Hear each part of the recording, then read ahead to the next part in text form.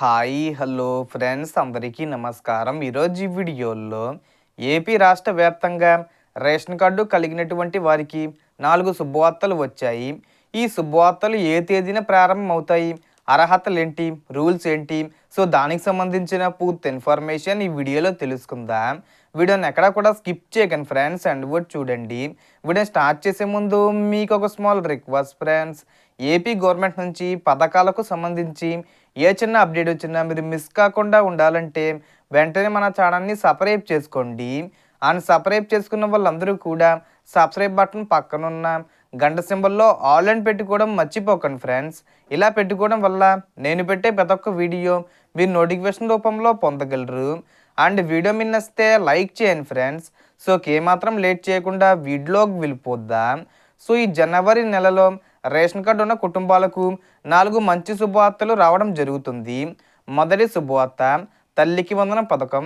1వ తరగతి నుంచి ఇంటర్ వరకు చదువుతున్న పిల్లల తల్లులకు ఈసారి డబ్బులు అకౌంట్లో పడని వాళ్ళకి జనవరి 30కి ముందే జమ అయ్యే అవకాశం ఉంది. ఎవరికి పడుతుందంటే పిల్లల చదువు కొనసాగుతూ ఉండాలి, హాజరు సుమారు 75% వరకు ఉండాలి, పిల్లల వివరాలు ఆధారు, బ్యాంక్ ఖాతా, తల్లి ఆధారు, రేషన్ కార్డు సరిగ్గా లింక్ అయి ఉండాలి. రెండో శుభవార్త, అన్నదాత సుఖీభవ 3వ విడత సహాయం. అర్హత ఉన్న రైతులకు ఒక్కో విడతగా డబ్బులు జమ చేయబడతాయి. భూ రికార్డులు రైతు పేరుతో ఉండాలి, బ్యాంక్ ఖాతా ఆధార్తో లింక్ అయి ఉండాలి, డూప్లికేట్ క్లెయిమ్స్ లేకపోవాలి. ఇది కూడా జనవరి 30కి ముందే ఏదో ఒక తేదీన వచ్చే అవకాశం ఉంది. మూడవ శుభవార్త, పిఎం కిసాన్ 22వ విడత 2000 రూపాయలు. దీనికి తప్పనిసరిగా ఈకేవీసీ పూర్తయి ఉండాలి, బ్యాంకు ఆధార్ సీడింగ్ ఉండాలి, భూమి రైతు పేరుతో నమోదై ఉండాలి. ఈ విడత కూడా జనవరి చివరిలో వచ్చే అవకాశం ఉంది. 4వ శుభవార్త, ఆడబిడ్డ నిధి పథకం. ఈ పథకంలో సంవత్సరానికి 18,000 రూపాయలు అంటే నెలకు సగటున 1,500 రూపాయల సహాయం ప్రకటించారు.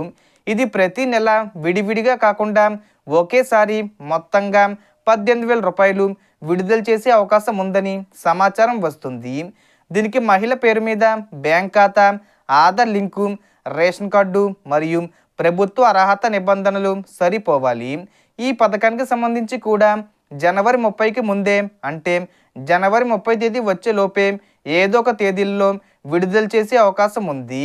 మొత్తం మీద ఎవరికైతే ఈ పథకాలు రావాలనుకుంటున్నారో వారు తప్పనిసరిగా Aadhaar, eKYC, bank link, ration card వివరాలు సరి చూసుకోవాలి.